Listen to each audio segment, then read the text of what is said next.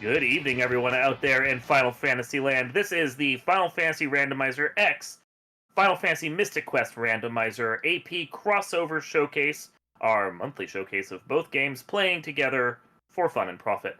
I'm one of your two hosts, Darkmoon, here in the booth with Hebbings. How's it going, Hebbings? It's going very well. I'm always excited at the end of every month to see these AP showcases. It's always such a good time. They're fun. They're so much fun. So this month we are doing the Speed Gaming Live flag sets for both Final Fantasy Randomizer and Final Fantasy Mystic Quest Randomizer because our people have been practicing those and we do not want to confuse them. So, Hebbings, do you want to go over the basics of the Mystic Quest Randomizer flag set first? Yeah, sure. So this year for the tournament and for tonight's AP showcase, we are doing an Overworld Shuffle seed. This will be the first Overworld Shuffle we've had featured in a SGL tournament, so super exciting from that end. We also have a couple other nice little surprises that we threw in for this year tournament. So our Mystic Quest runners are going to be locked to 2 companions through the entire run. The other 2 companions will be present, but when you talk to them, they'll just go to their check locations. They won't be able to join your party. We're also doing quest extended level ups, which means our Mystic Quest runners will have objectives to level up their party members. So that's going to be crucial in deciding who to take to the final boss, who's going to be worth leveling up faster. Other settings we have include Dark King only. We have the Doom Castle shortcut turned off, so our runners will need to get go mode before they can get to the final castle. And other than that, we have the attack shuffle set to safe. Because, we need it to be safe. And we have a Shattered Sky coin hunt of 24 shards for our runners. Darkmoon, what does it look like over there on FFR side? These are speed and power flags. We call these the Trippin' Through the Multiverse. They come from the Lethenian League, our async tournament that we just ran a couple months ago. They're fun. They're great time, but they are going to look a little weird and they are very fast. So what's going to be limiting us is what AP decides to do with our items. It's 4 orbs. Technically speaking, if we were to play these standard, it would be 22 of 22 items to locations, although, of course, AP is going to have some fun with that. As it always does. Maps are not shuffled for us, standard overworld, standard maps. The key thing and what is going to make this interesting for our players is that their party starts promoted and with key items in their inventory. So when they're going to be making their party, they're going to be checking to see what their characters are, what key items they start with. They are even allowed to do a dump of the blursing spoilers, quote unquote, so they can see what party members they want to get, maybe because it's a forced party.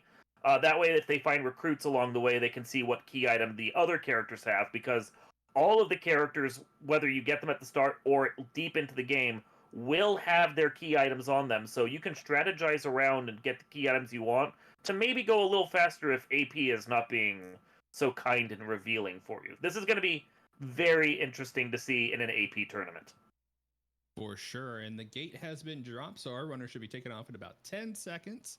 Awesome. So without further ado, 3, 2, 1, go. So while our runners go ahead and get started, there will be probably a slight delay because of Twitch stream, because of course Twitch stream Always. delay. But while they're getting set up here, I want to throw a quick shout out real quick to our trackers for tonight. Obviously, me and Darkmoon only have 4 eyes between us, and there's no way we could possibly keep track of everything on the screen. So shout outs to Giga, Otomia, and Socket for being our trackers for tonight. Without them, you guys would not be able to keep track of what's going on the screen, because I know I sure as heck can't watch 4 things at the same time. Important things to note for Final Fantasy right now. They started with Ninja, Knight, and Red Mage, so a limited mix of what they can do. They have exit available at White Magic, but with only a Red Mage right now, they can't actually get that. Not available to their Red Mage. And then Ice 2 is the only sweeper that we have available right now, although Boosted Fire and Ice 1's also available to them, whether they decide to take it or not, because that's another one fun flag we have is boosted stats for the level 1 spells to make them single target still, but functionally as powerful as a level 3 spell. Yeah, meanwhile, on the Mystic Quest side of the house, it looks like we've rolled Phoebe for one of our other partners. I did not download the game info screen title to let me know what other partner was available, but we should find out here pretty shortly. Phoebe, being one of our favorite partners to get, not only does she have insane damage if you level her up appropriately, but she has really good status ailment resistances, and there's an AP item available in the shop. It looks like it's cash, so we're we're just cash apping our FFR runners really quick, sending some goods over. And it looks like Ruben is not on the table. We're sending him to the mines. See you later, Ruben. Maybe we'll see what the what the checks look like later. Garland already wiped away over on FFR's side for Ikir, getting an AP item and an AP item. Oh, I'm so shocked. And then a black belt over here, who presumably has something worth taking. Ship from the king, from the looks of it. And then it's Moonhelm, Cure Potion, a couple of projectile refills, everything we've seen so far. Indeed, and it looks like our Mystic Quest runners are going to do a little bit of shopping right here. There is a money battleground available here in the starting area. It looks like Farflu cashing in a couple seeds, probably going to look to dupe those later during the run. We got 3 temples and an ice pyramid. Unfortunately, our runners will not be able to dive ice pyramid at the start here, just because they do not have a sword. Fliphill opting to go check Rope Bridge to hopefully find some AP items or some shards. But aside from that, checks are limited. So for tonight's seed and for the tournament, any key item checks, so anything progression-wise, are going to be locked behind vanilla locations. So you're not going to find any key items here on Rope Bridge. You're not going to find them in any of the temples outside of Libra Temple, where you would normally get a red chest in the vanilla game. So it looks like our Mystic Quest runners might be a little BK'd right now. I haven't seen any coins available, which is going to be their main gate of progression moving forward. So far, no. I did see Thunder Rock come through over on the Final Fantasy side to Final Fantasy Mystic Quest. I know that does something. It builds a rainbow road. You could go play Mario Kart as soon as you talk to the good doctor. I love those courses. So much fun. We are here taking out the pirate. Gonna see... pirates are weak. I don't think they can have more than 9 health by default normally in the randomizer. Any AoE spell is gonna wipe them out completely, and it did. And we get an AP item, which is just money. Thanks, game. Unfortunate.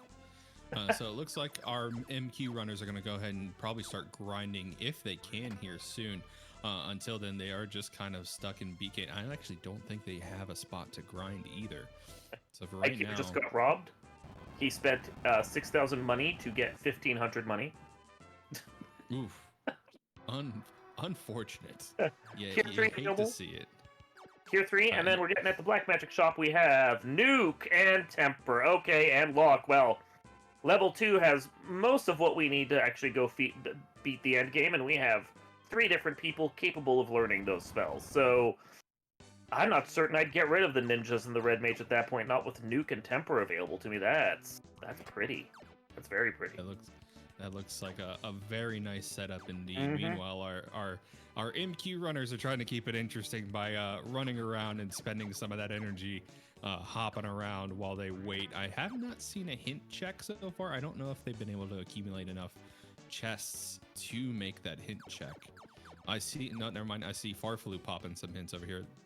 Dropping a hint for exit. Doesn't even care about where his progression is. He's like, no. Tell me where the book is. Tell me where the good book is. Just want to know. So with the... Excuse me. With vanilla overworld, vanilla maps, we have a couple places that we can still go in Final Fantasy Randomizer right now. The Dwarf Cave will have two items that we can check here, and then we also have Marsh Cave, which is going to have more checks than I can easily count on one hand, 15 or so chests, give or take. So more than likely progression is going to be in there, unless the canal is in there, and then that opens up the rest of the overworld, and Final Fantasy Mystic Quest is just stuck twiddling their thumbs for a little while. Well, speaking of opening up the world there, Dwarf Cave had our river coin. Yep.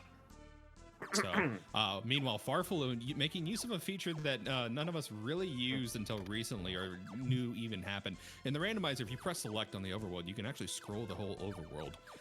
And then you can kind of peek in overworld shuffle to see what's where.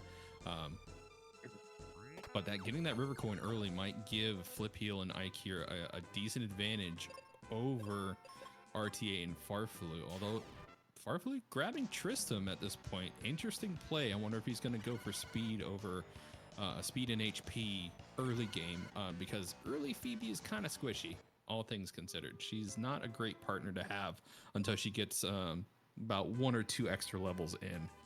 And honestly, Artea and Farflu are not that far behind. They're maybe 3 minutes or so. They'll catch up easy depending upon things. Lightning 3 here at the Black Magic Shop at level 3. And we're going to check White Magic because our knight can actually learn a little bit of this. And is it anything important? Life 2, not learnable, so no. We really want that White Mage. We really want a White Mage at this point. Yeah.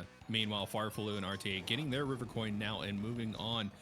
Flip Heel opting to grind out all of these battlefields. I think I spotted like 6 battlefields in Fireburg alone. And about 4 of those were item battlefields. Let me count real quick. There's 1.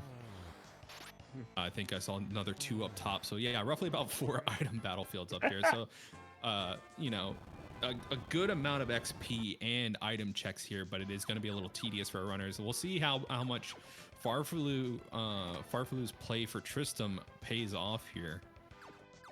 For those who enjoy bracketing the Kraken, the Brack spell was at level 4 Black, and we also saw Cure 4, of course not learnable by the fighter, but very learnable by the Red Mage, over at the level 4 White Magic. Now we see Ikir is heading off towards the pit for Marsh Cave, and actually Canal is apparently included in this, and I just didn't pay attention to it because Artea is over at Melmond buying other magic. Cure, Life, Fog 2, Harm 4.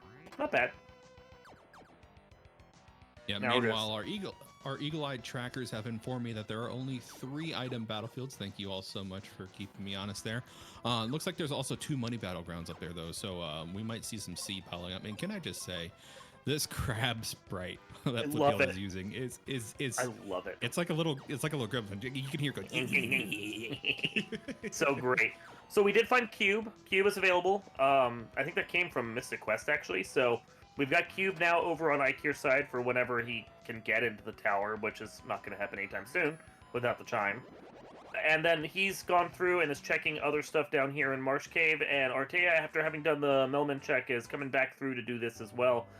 Pretty much Marsh Cave was one of the only things we had left, unless we wanted to do, like, half a dungeon. We did find Dragon Armor, as Windfox is reminding me, and that's really nice, since right now none of our characters in Final Fantasy had any armor whatsoever.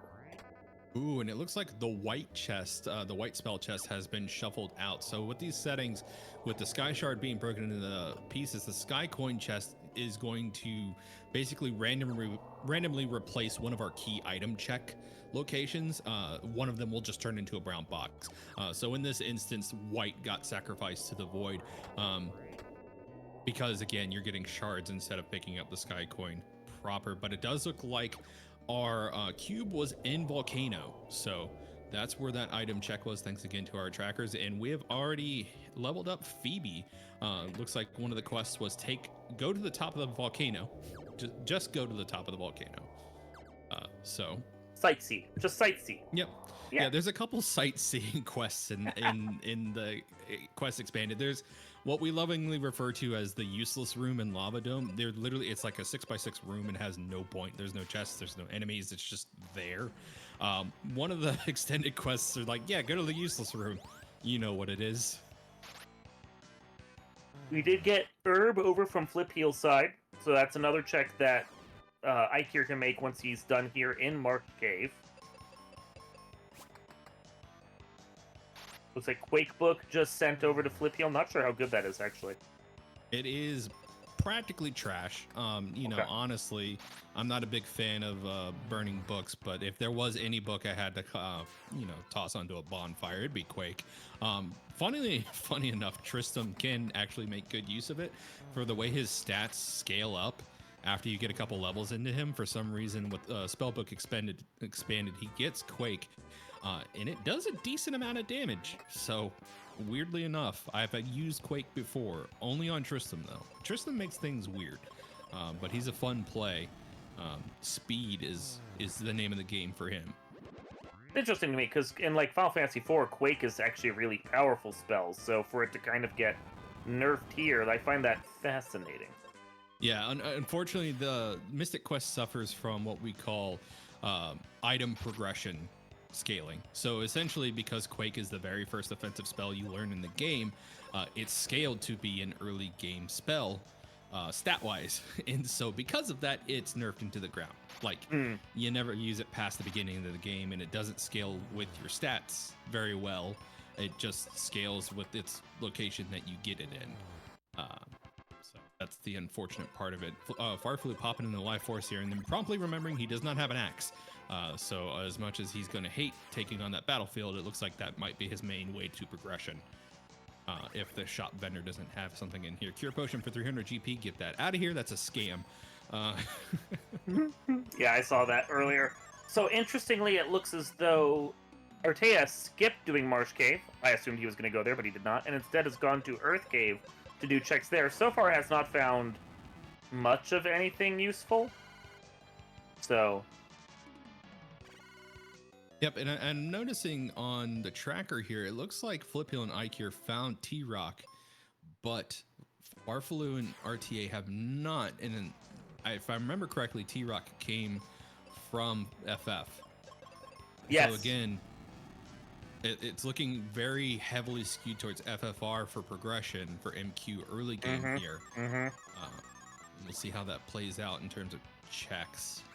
I think Thunder Rock and Matoya's Cave? Trying to remember.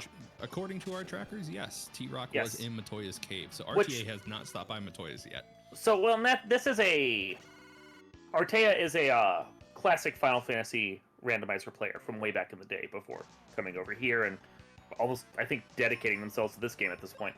It's a classic maneuver to not go to Matoya's Cave until you have the crystal, because you don't want to double dip it. You turn the crystal into Matoya, she gives you an item, presumably an AP item, because everything in this game is an AP item. By the way, guy has armor. So I could see not going there, but they're like those of us that play AP a lot are kind of in the habit of not skipping anything, because you can reset out. I've noticed that Artea isn't doing a lot of resetting out right now. He walked the whole of the first floor of Earth Cave before walking up and walking over, where some of us that play AP for Final Fantasy Randomizer, we are very used to being dirty cheaters. Save outside the dungeon. Every time we've checked a single tine of the fork of a dungeon, we'll then reset right back out and go to the next one to save steps and save time. That's something that comes with practice and learning and doing it a different way. And you just don't skip Matoya's Cave because there's 3 chests there and you can easily reset out of it afterward. So thought process. I understand the thought process. For sure. And honestly, T-Rock is not going to be a huge game changer this early on. Neither of our Mystic Quest runners have access to the Windia continent, so they don't have mega grenades. They don't have access to the Windia continent, so they're not going to be able to make use of that T-Rock check later. So honestly, if RTA can get a slight lead ahead of Ikir in terms of finding items for Farflu for his progression, that might, honestly come in clutch for them, and then, get Crystal hit up Matoya's later. I mean, they've got to clear, Waluigi or Wario Stadium and Bowser's Castle before they even get to Rainbow Road anyway, so... No, nothing? Just gonna play it straight for the audience. Farflu is struggling with this battlefield up here. I might potentially be looking to swap out Phoebe. We'll see how that goes. Flip Hill was able to get through it with Phoebe's fire spells because there's a bunch of trees and a hedgehog, and honestly, they're all flammable. Tristam's only got ninja stars, and he can only target one thing at a time, and honestly, his accuracy is kind of bunk. Sylvia, S7. Moogles in Final Fantasy 1? Yes. The Final Fantasy Randomizers has a sprite importer tool that lets people make their own sprite sheets and import them, and we have an entire archive on the Final Fantasy Randomizer wiki of sprite sheets that people have made, and one of them is the Moogles of Light warrior set. Yeah, I gotta say, trying to take a stab at it myself to make a Mystic Quest themed party sprite set. The color limitations. Whew. Oh yeah. No, it is tricky. And there's some weird quirks to it too that we can discuss off stream at some point because they don't need to know the intricacies of making dumb sprites for something of this right now. We have a race to cover. I did want to point out, top of Earth Cave at the top tine, it looked like there was a Coral Sword +2, which is a really nice sword. Ikir walked that out. That's great against water enemies, and it's a pretty good mid-game storm in general, even before you add the +2 onto it. And there's bonus damage for elemental swords and so forth. I totally understand why Iker took that one, because that's just a good sword. Yep, and now Ikea finding their chime as well. RTA already finding it in Earth Cave. So our FFR runners are pretty neck and neck. Like you said, Ikea more familiar with the AP style of running. You'll notice they'll reset out. Yeah. But RTA, keeping a pace, and not much Farfalu can do right now. Again, it looks like MQ progression has been locked behind FFR, although Medusa could be holding something. The Snake Lady could be really mean and be holding on to something important for our runners tonight. We'll see. I had something, and now my brain has lost it. Your patter was too smooth. I'm just saying. Oh, sorry. No, it's good. It was good. That's what I was going to say. I want to double check. Northern Docks is on for Final Fantasy Randomizer. So with Chime and Cube available to them from essentially these early dungeons and their partner in Final Fantasy Mystic Quest, I believe the game is saying go to Mirage Tower in the Yanikern Desert, because that is where progression is going to be for both games. That's 40-odd, 50-odd chests in all of Mirage Tower. That's like a quarter of the game right there. There is certainly something that both sides need up in that tower. Yeah, and in terms of party prep, I think with all the spells that they got early on, they should be pretty well set to go in Mirage Tower. I mean, if you watch Final Fantasy Randomizer people, they'll be like, I'm only level 1, it's fine, I can do it, whatever. We're kind of dumb. It's just a flesh wound. We're kind of dumb, honestly. The number of us that are level 1 ice cave, sure, whatever, it's fine. Yeah, I mean, yeah, it's a fine line between dumb and just courageous. Meanwhile, speaking of courage up here, we got Baldusa, Flipheel chipping away at the mini boss that everybody hates up here. Honestly, surprised Flipeel took it. He hates this boss, but fading it could be catastrophic. All those cure potions and Suncoin. So yes, Windia access is gated behind Medusa. Farfalu will probably need to go back and trade in for Phoebe, although I'm speaking that out loud. I don't think Libra Temple was available in the Forest section. So now that Farfalu's traded out for Tristram, he's kind of stuck with him. So that strat could come back to bite him. I don't remember seeing Libra Temple on the overworld, although all the temples look the same.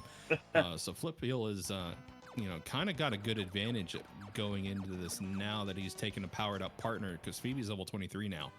That's 2 quests down, and now he's making his way over to Windia Continent. We'll see what's over there. Well, and so speaking towards the AP discussion we were having before, yeah, Final Fantasy Mystic Quest is not a game where you traditionally do a lot of resetting out of dungeons when you've done stuff. Correct. That is, yeah. That is why Exit is so coveted, just because it functions as your "I get out of here now" feature instead of just resetting out. Mostly just because, honestly, the game doesn't store the items in AP the same way that FFR does. Yeah, FFR is weird. I understand this.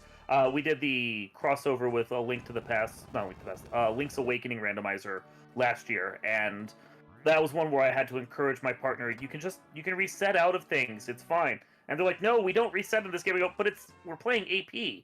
You could reset. It's okay. Like it's ingrained in certain minds that you just don't reset out of certain games, and they consider FFR cheating, and I'm not necessarily going to disagree with that. Speaking of cheating, it looks like our vendor has the Captain's Cap available, so that's another Go Mode item down for Flipeel. Just getting all the annoying checks out of the way. Captain's Cap and T-Rock have the capacity to be anywhere. Like, they're Chekhov's item in Mystic Quest. Like, they can literally be right before where you need to use them. Yeah. The world's their oyster, and it looks like the seeds rolled a little nicer for them this time. It's the ice rod effect from Link to the Past, where it can be anywhere because it's only needed for one thing in the game. Indeed. Yeah. Another good payout here for Flipeel, though. Finding Wintry Cave while having Phoebe in the party. That's another good key item check now that's going to be knocked out. Although I've noticed that the key item checks in AP aren't always guaranteed to be key item. Right there, Phoebe just handed us a cure potion, so not a guarantee with the way the AP shuffles things. A couple important things to point out over here on the Final Fantasy Randomizer side. The defense sword was found by Flip Heel, sent over to Ikir. That is going to be great for the end game. We're definitely going to need that. A ribbon was found in Mirage Tower, which Artea went to as soon as they were done with Earth Cave, as far as they could go into it, because we can't clear Earth Cave right now. But that ribbon is essential for the end game because it basically blocks all death magic and cuts the damage on all damaging magic. Also found the crystal here, which that means that they're going to go and get their Thunder Rock before too long when they do that turn in. So game's catching them back up to it. We can see the ribbon that Ikir just got right there is the same ribbon. So yeah, some of this progression was definitely in here. Lots of sky fragments, lots of other things to help Mystic Quest out. Maybe not immediately, but that's helping their end game at least. Indeed. And speaking of helping each other out, RTA shipped over Express a Giant's Axe for Farfelo. Not only is that going to be great for damage, but it's also going to help him diverge and maybe find the Sand Coin as opposed to the Sun Coin and make a little bit more progression over here. Flip Heel having to dive Jin, not having any other checks available. Windia really didn't open up as much as I thought it was going to for our runners. So, this could very well work out in RTA and Farfelu's favor still. The world is still their oyster. We'll be able to check in Spencer's Cave here. Not going to be able to check much. As you can see, without Mega Grenades, you're just at the top of the cave, and there's nothing you can do but peek. Look at the bald head. So Farfelu might, with the Giant's Axe, might be looking to clear out these battlefields and maybe take on Medusa. Now he's got an axe for chopping down these trees that were giving him trouble earlier. So loot was discovered over here on Sky Plus, Sky Cross, whatever you feel like calling Sky 1 floor of this long tower. Also found a katana on the other side of the room. A great sword for the ninja, especially at +2. That is going to be huge for them early, mid, late game. One of those two ninjas they started with is definitely going to be something that they're going to be happily keeping now, because that is basically all the speed and power they need. Honestly, and looks like Flip Heel has now gotten their axe, so heading their way to the level forest and clearing out these 4 corner checks here. Gonna see what the forest is holding. So, Sky 2, the Sky Spider, or Sky Asterisk as we tend to call it. I think officially it's Sky Spider in AP, because we have all the floors named and rooms named now to make things more helpful. You can see on the text tracker, Sky Fortress Plus, 1 floor. That's the Sky Plus floor. So we're on Sky Spider right now, digging out through there, and we'll see updates on there eventually. It's a very large, spread out floor, very irritating to clear. And if you're playing this game and you're just on your own and you're not doing AP, it's one of those floors that's easy to skip because you just kind of feel like unless you're desperately looking for something, it's not worth checking. Maybe only 10 chests on this floor and it takes forever to clear it out. Do Plus and Sky 3 instead, and then come back to Sky 2 if you have to, but it's AP, we have to check everything, so we check everything. Indeed. Meanwhile, Farfelu finally clearing out that other battlefield. Those trees are really giving him the business. He's at level 10 though, so might be willing to brave a Medusa check at this point. Since both of his partners have about 400 HP, that doesn't sound like a lot, and honestly, it's not a ton. But looking at the way the Medusa fight worked out for Flip Heel earlier, should be enough to get him through it, hopefully. Though level 7 Tristram might hold him back a bit. We'll see how that plays out. I just want to comment, nothing more dangerous than a crab with an axe. Crab with an axe, you got a crab with an axe. Very, very true. The crab wielding its own weakness. In Mystic Quest, remember, axe is an element, and crabs are weak to it for some reason. He is an angry crab on a mission. Indeed. Love the claws in the air as it jumps. It's great. Yeah, the claws on the other foot, so to speak. Oh my god, that is the best sprite. I am so happy. Chad, if you know what game that crab sprite is from, y'all have to let us know. I don't recognize it from anywhere. Oh, it's so good though. I think I recognize it, but I can't place it. They're saying Live Alive, which is possible. I played that, but I wouldn't doubt. It's amazing, whatever it is. Yeah, no, I really need to sit down and play Live Alive. Chet's, I heard nothing but good things. Giga's saying it might be original. I wouldn't be surprised if, like, most of the sprites that we have like a base of some kind and then a bunch of original sprites made for it because you're trying to make something that wasn't meant as a battle sprite into a battle sprite. Yeah, and you know, shout outs to our talented spriting communities on both sides of the house. There's just been great work made for both these randomizers. And yeah, no, Farfalu should be able to get through this fight. No real trouble, especially now that he's got Gaia armor. It'll take a while. It'll be a war of attrition, but we will see Baldusa here eventually, and should be seeing that Sun Coin access open up for Farflu here shortly. Meanwhile, Edward, that's a weird name for a vampire. The fun enemy names in Final Fantasy Randomizer, an optional fun % flag.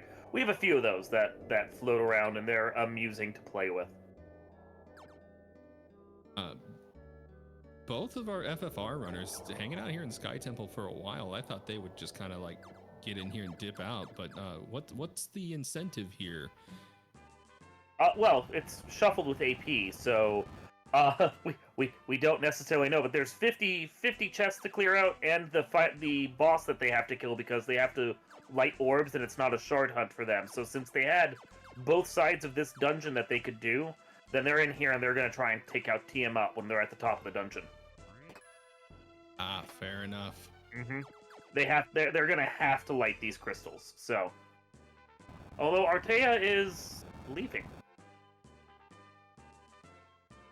Interesting.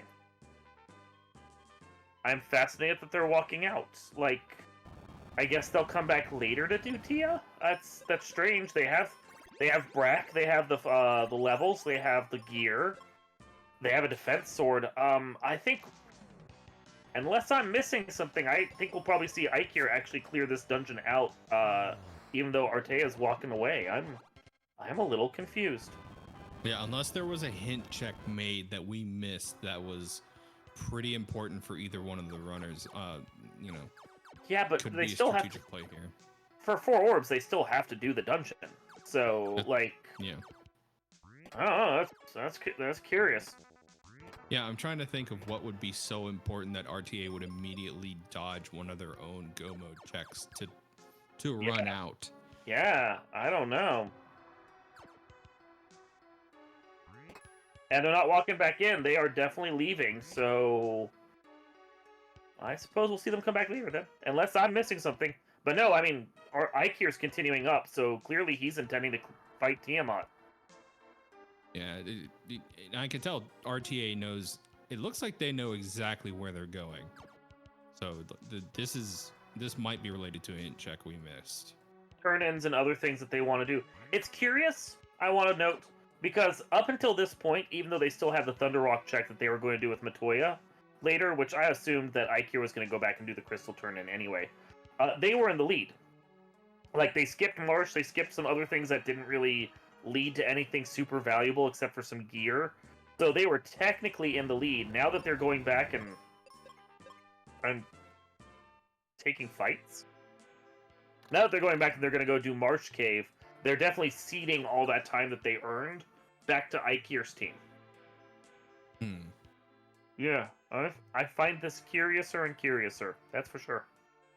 So we're putting up defense and ruse. Defense sword casts ruse, so that's a couple stacks out of 6 of evasion. And then we're going to also be buffing with some tempers and some locks. Meanwhile, it looks like we have a big red guy up above. Yep, the Jin is up, and it looks like he's got Quake, so not exactly a move you want to see. Thankfully, it looks to be one of the lower level Quakes, but it's just such a slow cast. Every time an enemy casts Quake, you're just sitting there waiting for it to get done, and it's such a pain. Thankfully, though, it doesn't look like there has been anything else dangerous rolled on the table. Some decent damage, but nothing terribly offensive being thrown at our Mystic Quest runners with the Jin check here. Now, I didn't see a flip heal sent Ruben to the mines like Farfalu did, but if he did, Ruben's waiting on the other side of this fight, so this is another key item check available, and it could be something big for our runners, or it could just be something small. There's also 4 chests on the other side of this fight. So Ikir is battling it out with that katana on the ninja while the fighter is keeping them alive when they have to. Ninja is definitely doing far better damage than the fighter is.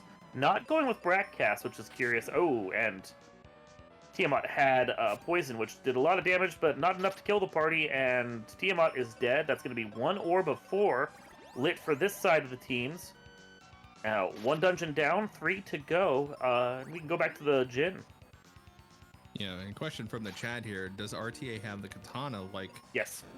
Ike here does? And it looks Yes. like that is a yes. So Yeah, I was watching him first. Basically, all the clearance we saw was from Artea's side because they were ahead of the game. So I was keeping an eye on, and they got the crystal, they got the loot, they got the katana, they got everything they needed. Really not certain why they left. yeah, it is a question, but there is the sand coin. So now the world is fully open for Flipheel. Farfelu not far behind. Also making his way to Jin. This time with Tristram. Thankfully, I didn't see anything too hazardous from Jin's attack set. So again, a case of a war of attrition here. You're going to have a lengthy fight, but a good reward on the other side here. And again, a mini boss gating our world progression for Mystic Quest runners, not being locked behind FFR. Watching as Artea goes through Marsh Cave, which we saw cleared out earlier. And Ikir is now sailing northward, I'm assuming, to go turn in the crystal. Since that's one of the few things they have that they can do at this point. Crystal turn in.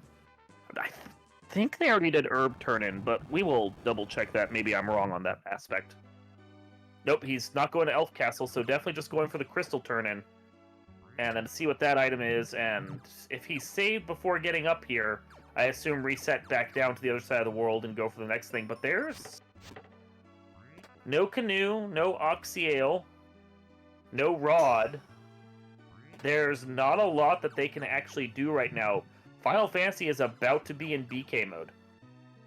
Yeah, meanwhile, Farfelu getting the business from this fight here. Unfortunately, Tristram getting paralyzed constantly over here, and paralysis is the second, I think one of the second worst status ailments you can get in the game. This is a 50-50 every turn, I think, to potentially break out of it. And so sometimes you could just be locked in paralysis forever. It's really annoying. Thankfully, Phoebe has paralysis immunity, so taking her into this fight at level 23, a huge boon for Flipheel here. Meanwhile, Tristram 1 just having no status ailment immunities to speak of. So not being able to pull his weight, unfortunately, in this fight, making use of life like Farfelu is going to need throughout it. Although, thankfully, we're already at mouth agape phase for Jin. So hopefully Farfelu should be able to wrap this up with some good luck here in a sec. Looks like a Sky Fragment came off of Matoya, so that crystal turn-in, while not essential to clearance, is nice for their end game. Indeed. And now Farfelu should also have their T-Rock once they finish out this fight. Already down to Tiny Jin phase, so hopefully with a little bit of good RNG here, should be wrapping this up rather nicely. Meanwhile, Flipeel, we got a crab battle over here. Really Crab giving versus this crab. Yeah, giving that other crab the business. That, like I said, crabs are weak to Axe Element, and Giant's Axe is the biggest one you can carry in the game, dealing over 1,000 damage a turn. You love to see it. Does this mean that whoever wins gets to be the king crab? Oh yeah, the tastiest. Delicious. Get some butter and some garlic spells going. Giving out some arrows for that crab battle though, so not a great check. Thankfully, Falls Basin being a very, very small dungeon, not going to be too detrimental. And there is the lava dome in the room.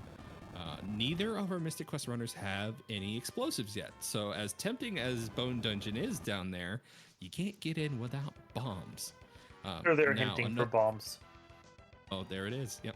Now, thankfully, Farfelu is immediately going to be able to do Tristram check, even if he doesn't have bombs, because he has Tristram in the party. So this might be where we see the flip flop of the boon of having Tristram with you traveling to make this check. Tristram could be holding on to something good or not. I also haven't seen Farfelu level up Tristram at all, so have not been able to check those quests. But hey, our lovely Dev Wildham here has dropped those on us. So to level up Tristram, our Mystic Quest runners need to get 17 refreshers, 13 Sky Fragments, visit the Chocobo in Windia, which they need the Dragon Claw for, and defeat Ghidra. That last quest is gross because you need to go to the very top of Giant Tree, which no one wants to do. Phoebe only needs you to clear 6 battlefields, visit the summit of Volcano, save 3 crystals, and defeat Doulahan. So while saving 3 crystals might be a little bit of a lengthy task, 3 of those, defeat Doulahan, summit a volcano, and 6 battlefields really aren't that bad. So Phoebe might be the partner to take in this instance. We've already done at least one of them because she's got decent levels. Oh yeah, we've knocked out 2 Phoebe objectives so far. Nice. So clearing out the battlefields, going to the summit of volcano. Those have been done. That's why she's at level 23. So all Farflu and Flipil need to do at this point is to save 3 crystals. They haven't saved any of them yet, or defeat Doulahan, and they'll have a Phoebe with white. She will basically be as powerful as she is at in-game vanilla, which is stupidly powerful. She'll be casting white all over the place. Looks like Ike here swapped out one of his ninjas for a second red wizard and was buying spells for that. So 7 of 24 sky fragments are in Flipil as we're getting reported right now. So about a little over a quarter of the way right there towards getting to their go mode. Final Fantasy Randomizer has their loot, does not have their key as of yet. The 2 key items that they desperately need for go mode, along with clearing out their 4 orbs, which is pretty much every other key item in the game. But once we have loot and key, we're really starting to think about how our end game is going to progress and get together. Is that a magic mirror there for Flipil? It is. So all our runners need now is a sword, and diving the ice pyramid will be a walk in the proverbial park. Meanwhile, Farflu finally finding the Phoebe he probably regrets trading out earlier. Libra Temple being locked here in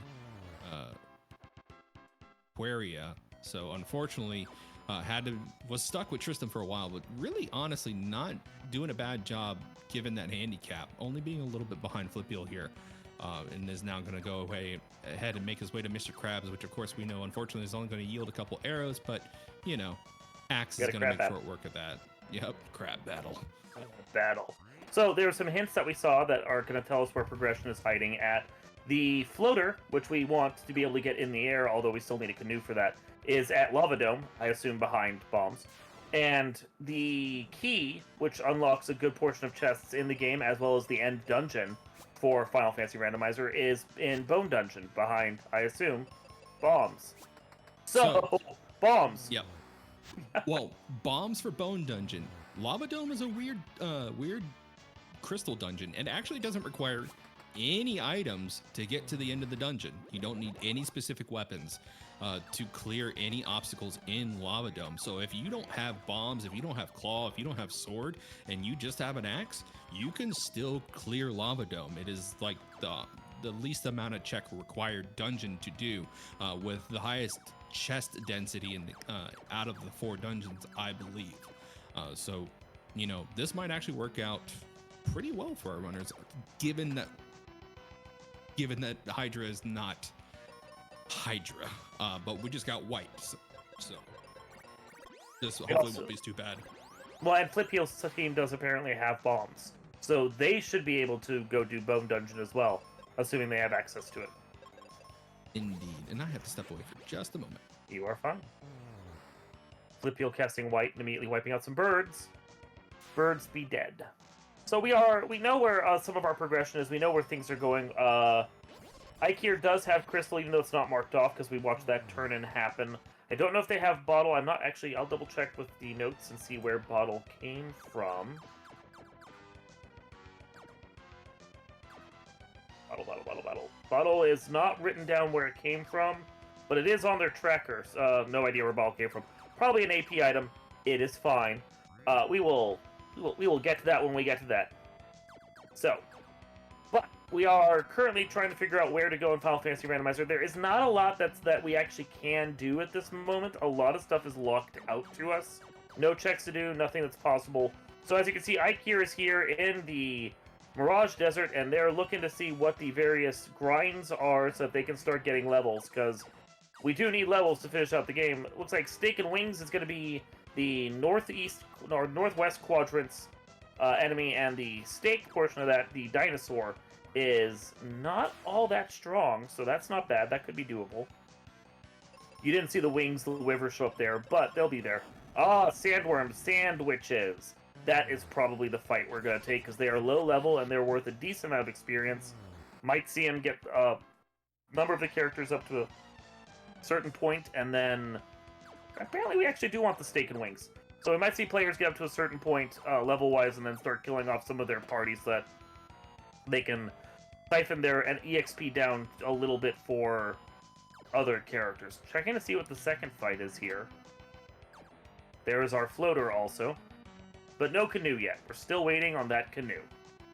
Yeah, meanwhile, I saw our Mystic Quest runners I saw Fliphill pick up life. So really, the Lava Dome being the treasure check that it's known for being when you shuffle brown boxes, coming in with a lot of good items that our Mystic Quest runners are desperately going to want before they go to the final fight. They have their damage in the form of white now. They'll have life, so they'll be able to pick up their partner should the worst come of it. So honestly, unless we get some really, really bad attacks on Hydra, this should not be a terrible fight for them. But, you know, commentator's curse, I've spoken into existence. Let's all sit back and watch and see the chaos.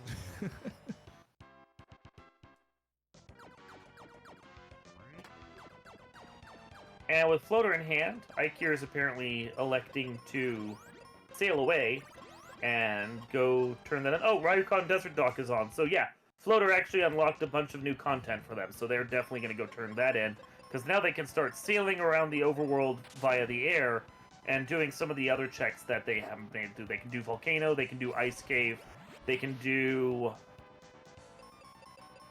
Volcano and Ice Cave. They don't have any turn-ins to the other things yet. So, but that's 2 more dungeons. You don't complain about 2 more dungeons.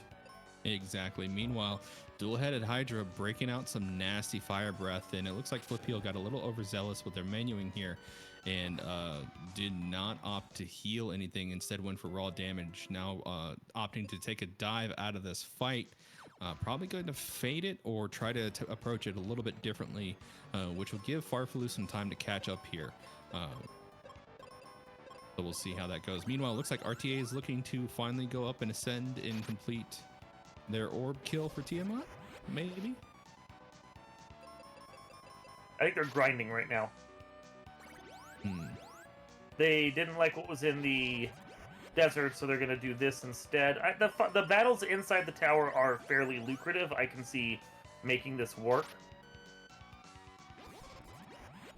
From a seasoned player perspective, how much benefit would grinding here give you versus just grinding on your way up to the Tiamat fight? Oh, I would definitely grind on the way to Tiamat fight. The thing is, AP is a little weird because we are definitely in BK mode and we're waiting for things to get cleared out and we don't know when we're going to be able to get access to certain things. So it's going to take time. They need to grind. But the general rule of thumb for FFR is if you need to grind, you're better off doing a walking grind than a standing grind. What Artea is doing right now is a standing grind because he doesn't have progression. It doesn't make any sense to try and progress anywhere. But he could go fight Tiamat, and that would be a walking grind, taking every fight that he wants up the tower. I would recommend that over the other. Indeed. Meanwhile, Farfaloo now in the Hydra room. I don't... Hail. Chat, did we just see Flipheel complete Hydra, or did they fade that fight? I missed that completely. I was busy focusing on RTA's Crystal's screen. not lit, though. Yeah, it looks like faded. Yep, faded the fight. Honestly, not a terrible idea.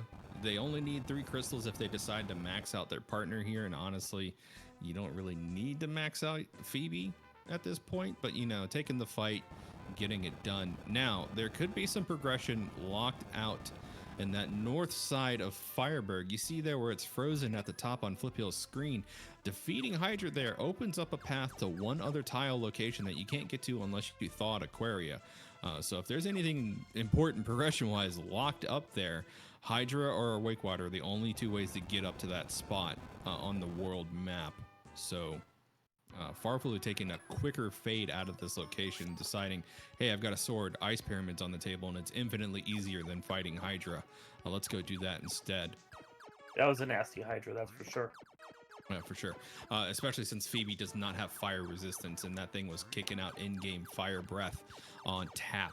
So I would also fade that check as well, personally speaking, just because of my low levels, and I don't think I would have the firepower to get through that quickly. So we can confirm that both Crystal and Bottle are in Ikir's inventory, or at least they were, because they just spent them. And Bottle opened up nothing important. Really interesting play from both of our Mystic Quest runners here, though. I just noticed both of them just skipped Bone Dungeon. Honestly, a very good location in terms of checks and getting an easy crystal clear both. Just because you only need a bomb to get through a couple locations in that dungeon, and then everything else is easy baby mode going through. So I'll be interested to hear why they faded Bone Dungeon and opted to rush Pyramid, I guess, for check density potentially. Or it could be related to the hint for our FFR runners who are BK'd right now. There could be something very important in Pyramid right now. Well, they aren't BK'd right now because that floater at least allowed them to continue airshipping around the overworld and checking dungeons. As we can see, Artea's in Volcano, Ikir's flying to Volcano after having done a few other checks already. So they're moving. The curious thing about skipping Bone Dungeon is the key is there.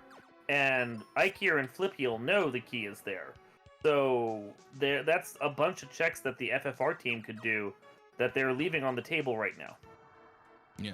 So interesting. I'd be interested to be a fly on the wall in the team conversations going on right now. For those of you who don't know, we actually have our two teams separated in two different Discord voice chat rooms so they can communicate during the race. I really wish Discord had an eavesdrop functionality so we can kind of tune in and hear them talk. Maybe something to talk to them about later. Something to be added for broadcasters features. But until then, we can only speculate. Farflu and Flipheel kind of neck and neck here. Farflu's gotten a little bit of a lead in terms of progressing down through the pyramid. And honestly, check-wise, about the same. I would say that Farflu has as many, if not now, a little bit more checks than Flipheel on the table from the MQ side. It has been delightfully neck and neck this whole time. Mm-hmm.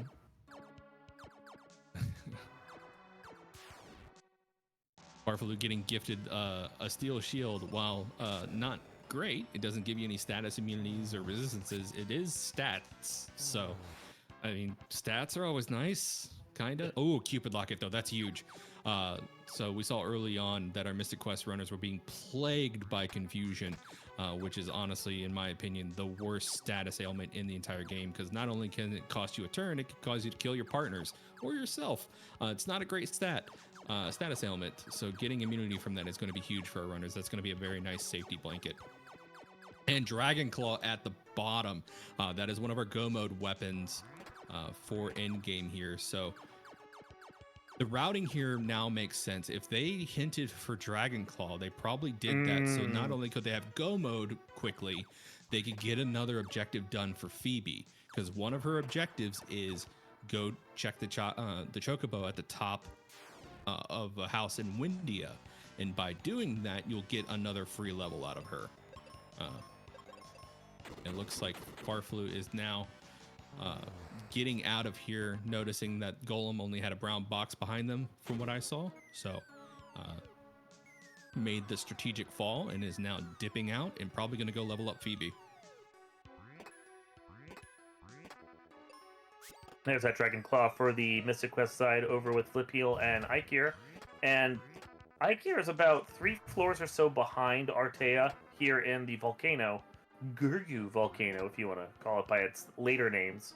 But they, again, they do also still have to go fight Tiamat. So any lead they have right now is kind of a mirage. Indeed, I'll be interested to see how that strategy pans out for RT and Farflu, especially if it comes down to the wire and Ikir gets all of their clears and RTA now has to play catch up. Flipheel opting to melt a snowman here. I love seeing that huge number every time. Every time I love seeing that huge number. It looks to be might be pushing for a level 4 partner.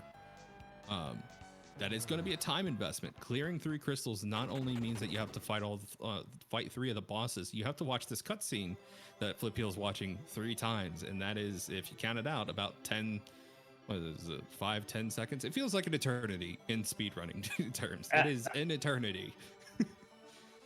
We will be here for literal forever. Yep.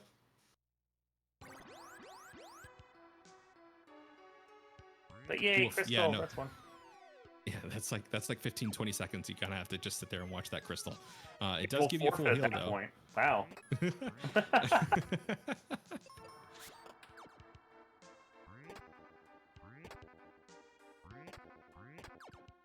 So yeah, it looks like Farfelu is making their way back to Windy, and now that they have the Thunder Rock and the Dragon Claw to make that level up check and get that out of the way, making their way to the Life Force. So are they? No. Is Farfelu about to go do Ghidra? Is he going to push for level 4 Tristram? Is that what we're going to see tonight? No way.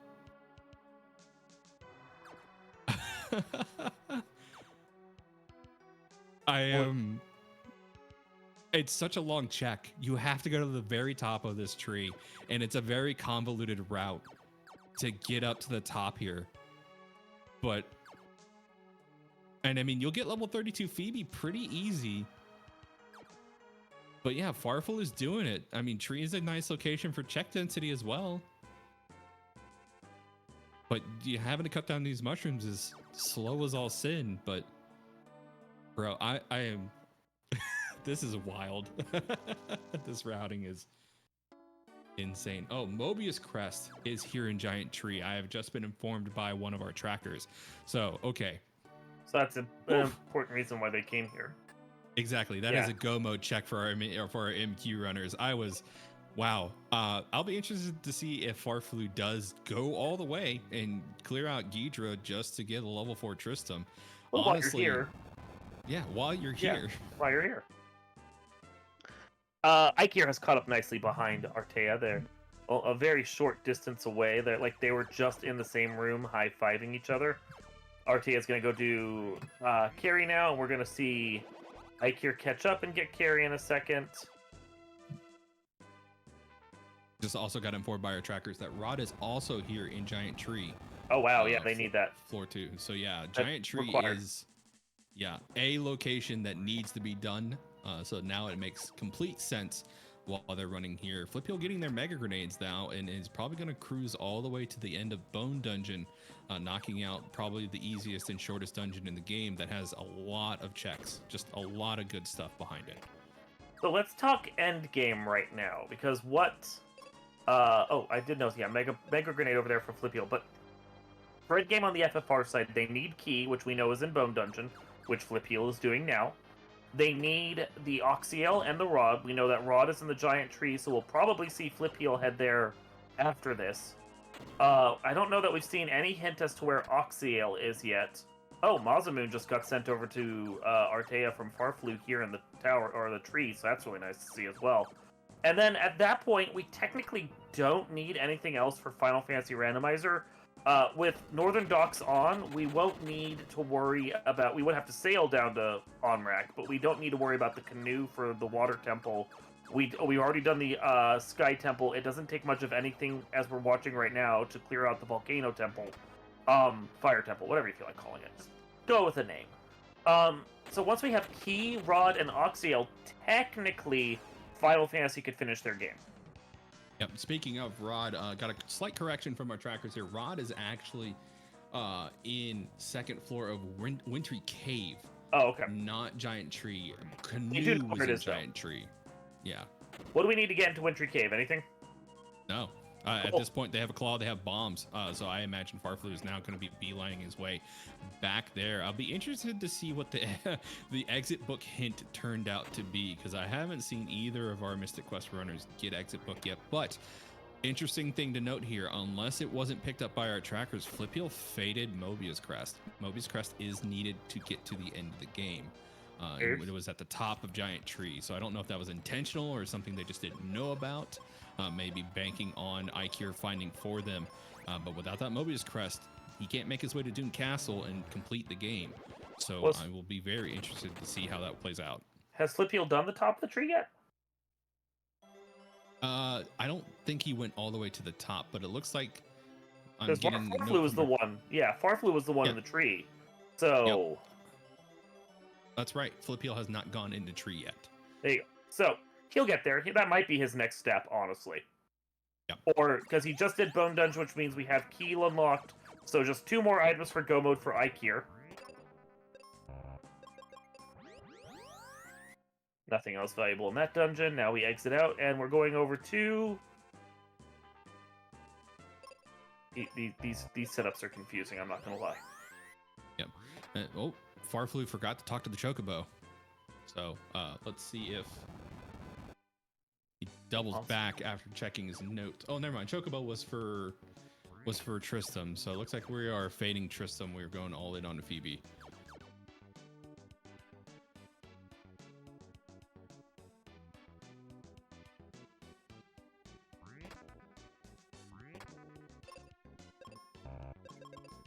So Ikir's in here clearing out Ice Castle. I never get these names right. Ice Cave. I'm not certain that we saw any hint here. This might just be proximity and chest density, hoping to get sky fragments and maybe a Go Mode item. Oh, Mega grenades for Mystic Quest. That is what is in Ice Cave. Perfect. And then I see that we have Oxyale over on Artea's side. I missed where that came from. I am gonna go check the notes. Oxyale came from Giant Tree F4, so more stuff that was needed in Giant Tree. So we will have to see them going there before too long, because there's just too much at stake in that dungeon. Indeed, and it looks like our runners are pretty much on their streamlined routing mode. Noticing that the Mystic Quest runners are now fading their brown box checks. Early game, you make those checks just to make sure you're sending over money or early game equipment, just some goodies that you can get for your partners, but also getting those AP checks for hints. Now that our runners know where mostly everything they needed for Go Mode is, they're going to be fading those brown boxes. They're just going to be sticking to what exactly they need route-wise, and I don't know. Yep, we got the rod, so Farflu is good to dip out of here. Again, no exit book. I am definitely curious to see where that stupid book is. Yeah, so they do technically have, they don't have key yet, if from the looks of it, they haven't done Bone Dungeon. So they are not technically in Go Mode, but they are in No Mode, because I think they're the ones, no, they didn't hint for key, they hinted for Floater. So, yep. Yeah, so with Giant Tree going on here, that's going to get them Oxyale and Ikir can go do, you can see he's kind of thinking, where do I go? I know where my Go Mode is, and I've done most of my dungeons, so where do I want to go at this point? But yeah, Oxyale will show up, he can go clear Kraken out, and then Wintry Cave will have to be done so that they can do Rod, but Ikir's basically in Go Mode. Yeah, meanwhile, Farflu, yeah. Farflu pulling the classic I forgot Bone Dungeon might exist, maybe? We'll see. They're making their way now, but it looks like they were lost for a second, idling between 2 different locations. There's Flare, a great pit stop from RTA. That is going to be great damage for Farflu, basically guaranteeing him kills throughout the rest of the run here, securing the damage route at least. And it looks like Farflu might actually be making their way to Bone Dungeon now, kind of realizing what they have on the table. That came from the ferry at Gaia, which means that Flipheal and Ikir have that, or Flipheal technically, has Flare as well, because I did see Ikir do the ferry check earlier. Very nice. I will be interested to see, there's a Skycoin shard count for Farflu. He is 6 shards away from Go Mode, at least for the Skycoin. Flipheal I did not catch. I have not caught a menu yet to see how many they have, but I did see a Masamune sent over to Ikea. Yep, that's in this dungeon. That's a great spell for them. He's already rearranging his inventory for it. He's got to clear some stuff out, of course. Throw things away that he doesn't need so he can get in, because they'll backload in. And there's that Mazza +2. Lovely. So his party is pretty much set for endgame. Indeed. Meanwhile, it looks like RTA is getting very close to getting those megas. Just a few away. Farflu, meanwhile, collecting the shards they need. They've already gotten 3 out of the 6 they needed left.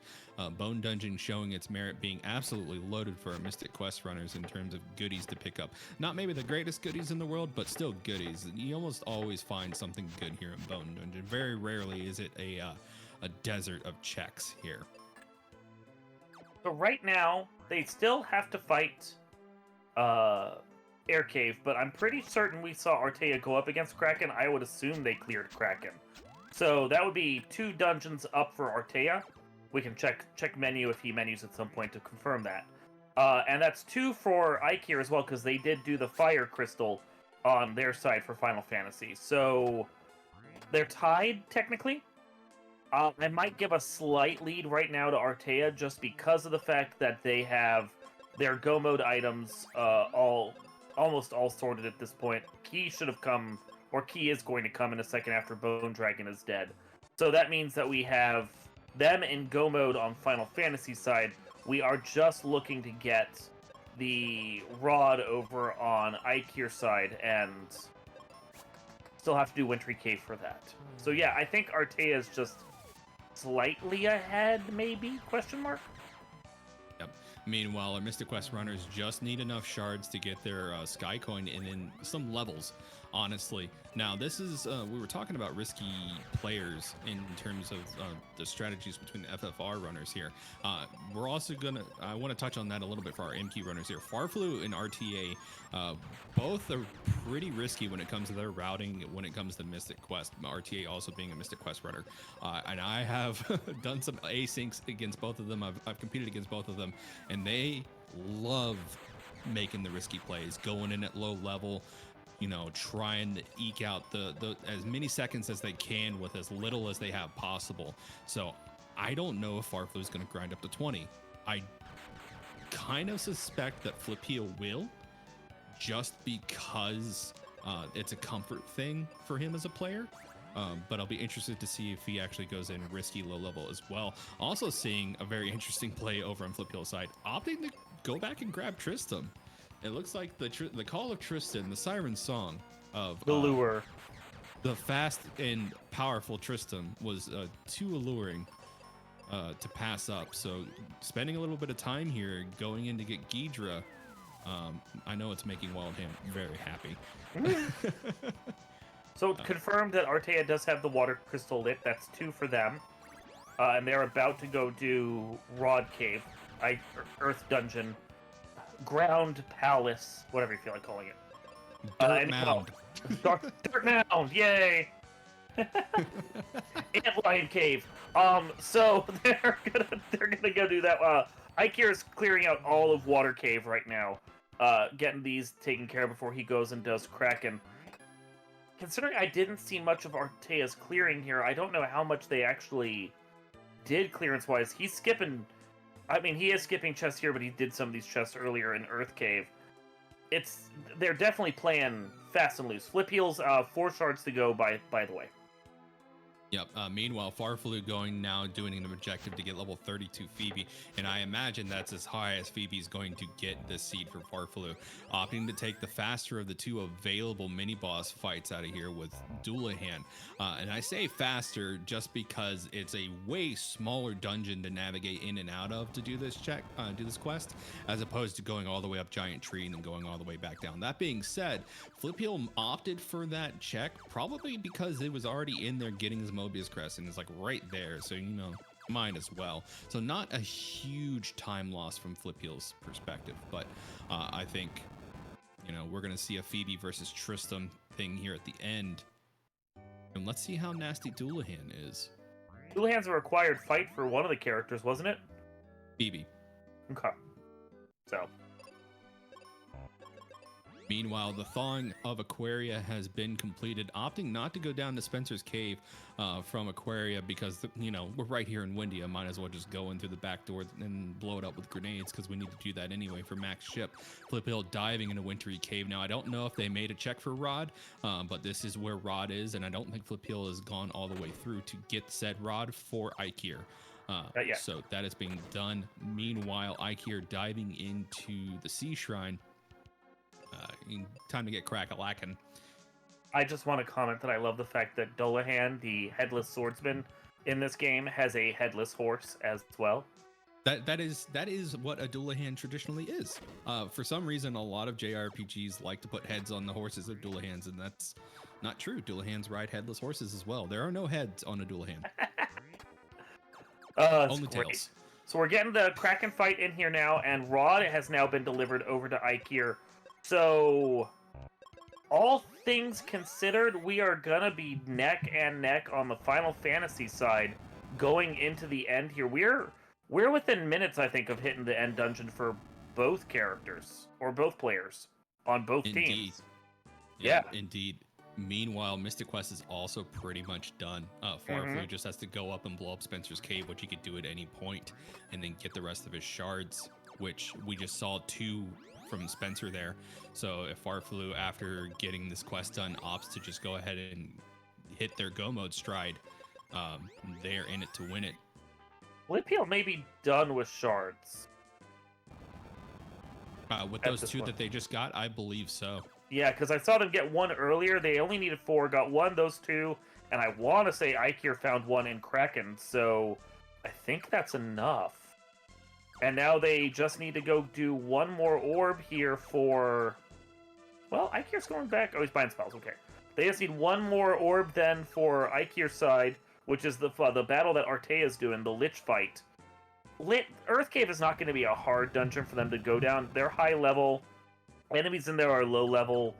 And when you don't have to check chests, it's a fairly quick path through. But now we're going to see whether them getting through Earth Cave is going to be faster than Artea doing the last dive to go do Tiamat. Because, yeah, they're right there. And, I mean, Tiamat's going to position them pretty close to the end dungeon, too, anyway. This is neck and neck. Yep. Fliphill diving into Max ship, opting to get their grinding for levels out here.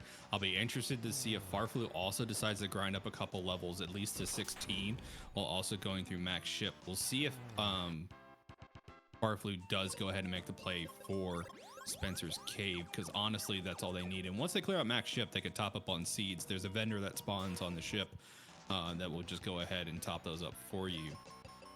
Ikir is taking the Bahamut fight so he can class change his Black Mage and get a couple more spells on them. I think Fast was class locked for the Black Mage because when you grab a recruit, they're a mage, not a wizard.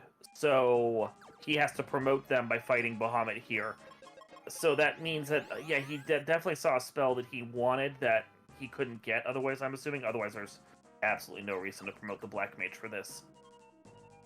This is seeding time over to Artea, but that may not matter if, like, Flipheal is still working his way through the end dungeon and has some time to go. So this might be a calculated risk here.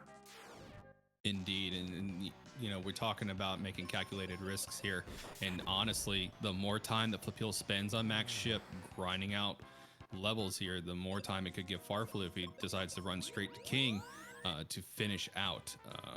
We'll see how that goes. And again, no exit book. Where is that book?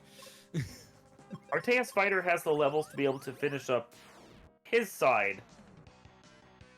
Like, he's got a boast of vitality. He's over 500 health. He could survive a nuke. The rest of the party, maybe not. So this is a risky proposition that Artea is going for here. Yeah, meanwhile, Farflu opting on the side of caution here. Not something I usually see from him, but something we are going to see tonight. In where Farflu is going to go ahead and use the battlegrounds as opposed to the random battles on Max ship to get some levels up. Not wanting to spend their seeds, though. They only have 1 left, so going to kind of make strategic use of their charges here. Yep, and there's 16. I knew it. As soon as I saw Farflu hit 16 and dip out of that, I was like, 16 is going to be Farflu's threshold. Yeah. Meanwhile, Flipheal grinding up to 18 on their screen, probably looking for the big 2-0 for their comfort setting. We'll see if that pays off or not. Again, that's all going to come down to the moves that Dark King shuffles. If Dark King throws in some baby moves at our runners, Farflu will have made the right choice. If they're throwing heavy hits, Flipheal will be in contention for being a much better spot than Farflu. Time will tell. Everybody say hi to Grandma and Grandpa. We're going to go through their basement to go to the ship.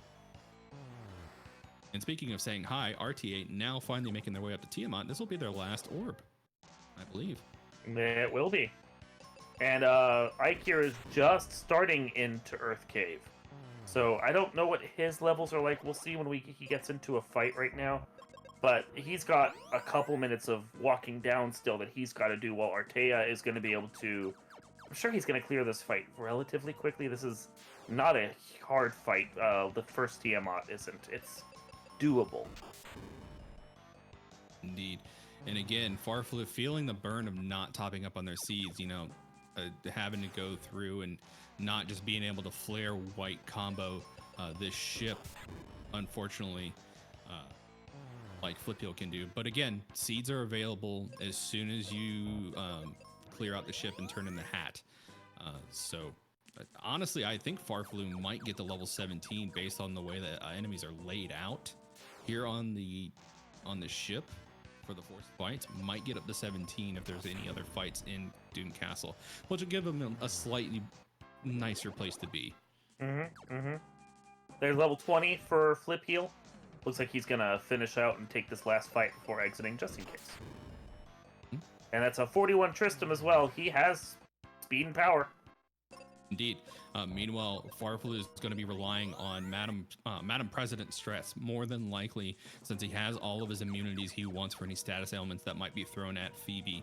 And with her being at level 32 now, he's got the firepower he needs. He's not in as good as a place as Flipheel because his Ben is significantly weaker. But if, like I said, Dark King rolls low, this is a free fight for Farfelu. If he rolls nasty, Flipeel has this in the bag. So really kind of a 50-50, and seeing the divergence of playstyles here. Like I said, Farfelu known for making the riskier plays when it comes to racing. There's Lich over here for Ikir's side. He has taken out this fight, and he is getting in there. Meanwhile, Artea's looking at level 24 for most of his party, as he's coming into the loot plate to... Or, not loot plate. Yeah, loot plate. Loot plate to then drop down to the next leg of the dungeon. Does look as though Ikir is still doing item checks. He's going to turn in that TNT, find out what it is. And it looks like a white shirt, which is useful for evasion. He is pretty solid at this point for just about all that he needs. So...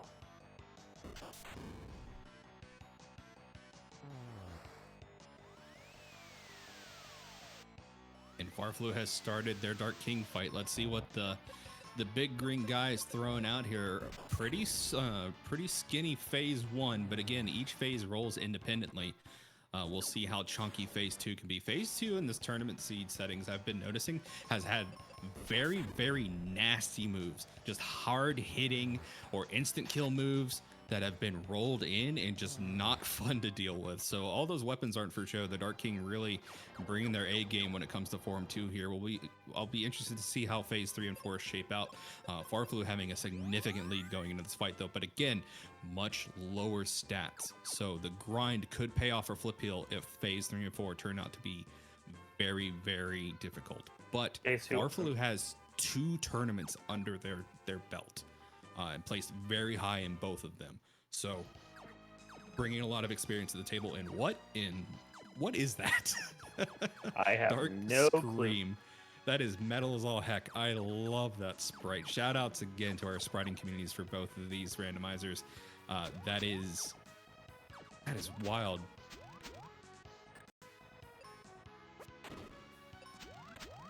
So far, Dark King doesn't seem to be doing much of anything. Artea is already up to carry. And Ikir is just getting past the loot plate now. So they're 2.5, 3 floors behind right now. Artea has a decent lead. Farflu has a decent lead. They are the team to beat right now. Indeed. Also, just got a notification from our trackers. Exit book was in floor 2 of P Tower. Not only a lengthy check, but an unnecessary location check, period. So now I know why Exit was faded. However, I always like seeing the book, the good book. We go Flipeel heading into Dark King. Yeah, we are very close on both sides. Farfelu now on phase 4. Oh, why does that look so cool? That looks really cool in that coloring. Right? Dark King has managed to take out 2 of the fighters, but the other 2 are still alive. Almost lost the actual knight there as well. Still not healing. I would heal soon, because you never know when you might get ambushed, like right there.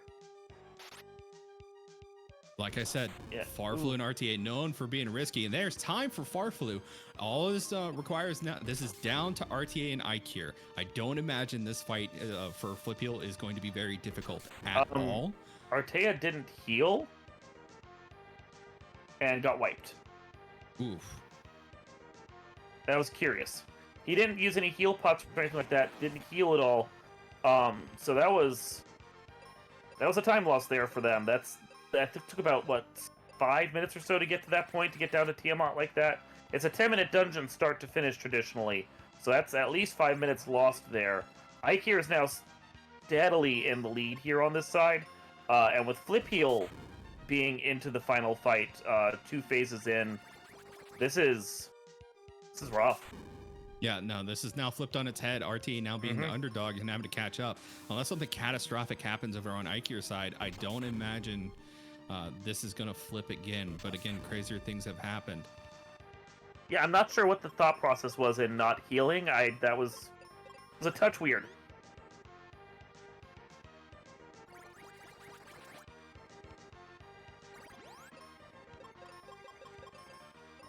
Yep, still smooth sailing over here on Flip Heel's side of the house. Tristram really just bringing the pain and the speed and the triage. Nothing really catastrophic in the terms of status ailments I saw from Dark King either. No petrifications, no paralysis, no sleep. So really just kind of damage, and Tristram 4 is going to be clearing house when it comes to that kind of setup. It was not a scary Dark King at all. No, pretty coastal, all things considered. And that's time for Flip Heel. But now coming down to the wire on our FFR side of the house, RTA versus Ikir. And again, RTA losing a significant lead, making some risky choices. We're going to do a run of buffing. We're going to see if we can keep these characters alive while Kraken comes through here. Swirl comes out, does a lot of damage to the 2 wizards. And we're going to continue with the buffing. Probably going to have to heal some of them. Swing, swing. And then heal 3. And going to burn a lock. This Lightning 2 may kill the Black Wizard. Oh, did not. Wow, very nice. Heal 3 comes up, is going to help get the guys back up. No longer on their knees. And we're going to swing. 4 hits for 66, that's not enough. 4 hits for similar, that's not enough. We're going to start tempering. 2 tempers. 1 temper. 2 tempers and a heal 2. Tornado may... You're saying? I was going to say, RTA cruising through that Lich fight and making their way on now to carry. Speed bump. So now we're going to try swinging again. Oh. What are we doing? Cheeky Brack, a swing, a heal 3, and a nuke. Well, Nuclear's going to take out everyone except the fighter. That was not what we wanted to see. And he is not swinging for solid damage. This is a whole day in prey moment, and we're going to have to man mode the rest of this dungeon. Now, this is what we came here to see, chat. These are the kinds of stakes that makes this interesting. Meanwhile, RTA back on carry now. Rearranging, throwing the defense sword over on the fighter. Checking out the armor, seeing if there's anything else we want to do. There is not. We're going to put the fighter in the 3rd slot, and now are we going to heal? Still contemplating. RTA wrapping up that carry fight now, opting to heal the party this time. I agree with that. Make sure you heal. There you go. Now, one thing I would note is that if he kept his fighter in one of the earlier slot to upper slots, far easier to heal to one of those slots than it is to 3rd slot. 3rd slot is a pain to menu to, so he is losing some time in his menuing just for that sake alone. Tiamat hits for a ton of damage. Tiamat chonky. Tiamat hits for further damage. And now we're in a desperate position because if Tiamat has nuke or nuclear, then this actually becomes a very dangerous fight. Because those can do upwards of 200 damage, and that fighter would be dead.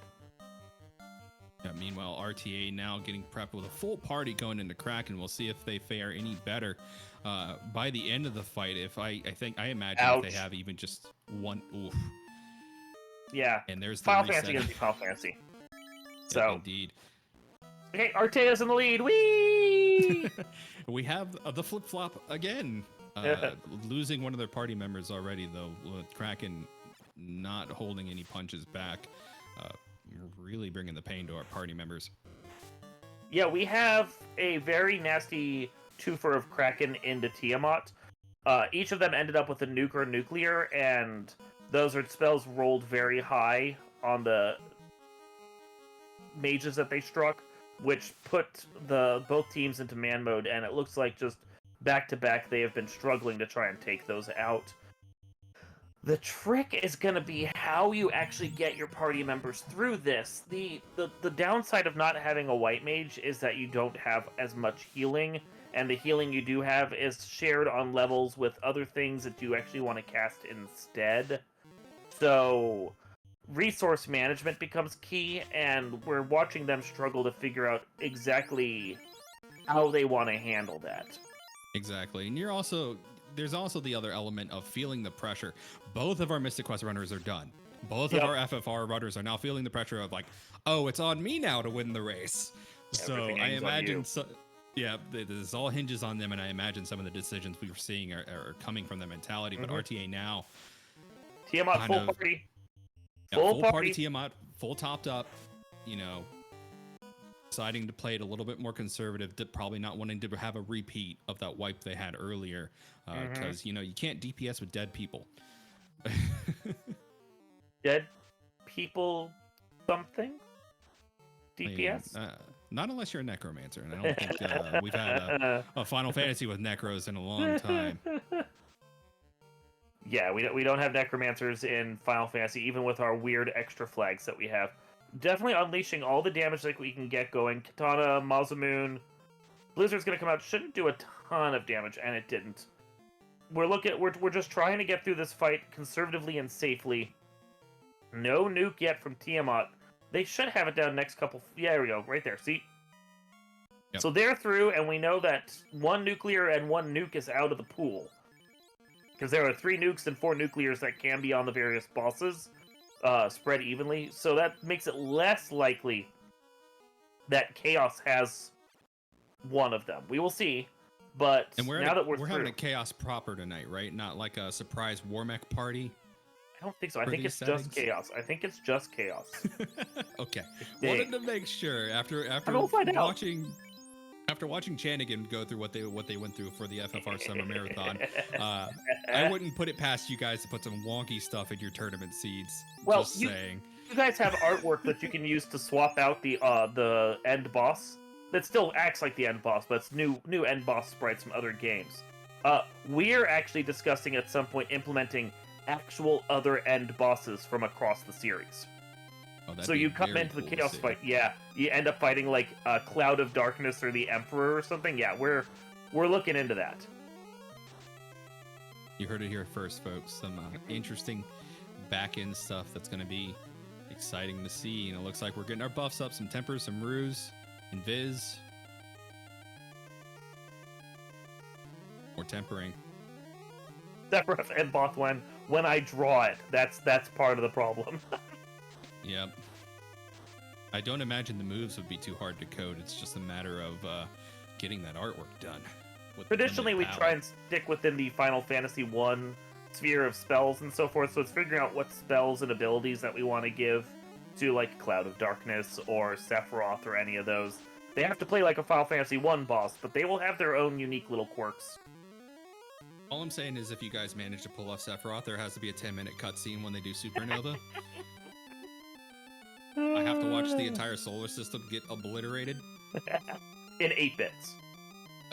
Yeah. Well, it looks like Ikir has lost one of his party members. Hopefully he has life, and he does. Very good. So he is back up and running. But Artea has taken on a very kind Chaos. He had some damaging spells, but nothing that's really made the fighter feel all that deadly. Not getting a lot of great damage off of the ninja, but we might be focusing on the fighter instead at this point. And fighter's got beefsteak health. Oh yeah, 4 hits, 1,000 damage. Couple more swings like that, this fight will be over. We'll be fine. We'll be fine. Not a commentary curse at all, because Ooh, that a nuke giant coming nuke right out. there. Yeah, no, not a commentary curse at all, is it? No. It's coming down to the wire. Nah, it's fine. And See, we're there fine. it is. That's time. So get your GGs in chats for Team Farfaloo and RTA pulling out honestly, a very entertaining, Watch. very well played AP co-op race tonight. So GG's for them, and we are now down to a Kraken fight on Ikir's side, as we're hoping that he can actually make it through this time. Indeed. Yeah, no, the Kraken having that attack is just mean. Oh yeah. Oh yeah. Oh, there goes Kraken. Or there goes Red Mage. Hopefully Fighter has life. I don't think he does. I think we're just without a Red Mage. Yeah, we're without a Red Mage. Oh darn. But we still have 3 party members going into this as opposed to 1 for Tiamat before. Yep, and if Ikir could get enough tempers off on their fighter, we saw the damage that was going out on RTA's side. And I imagine the strat is going to be very similar on Ikir's side. So long as we can get through Tiamat here, get past the tornado, I think we saw Tiamat break out on RTA's side.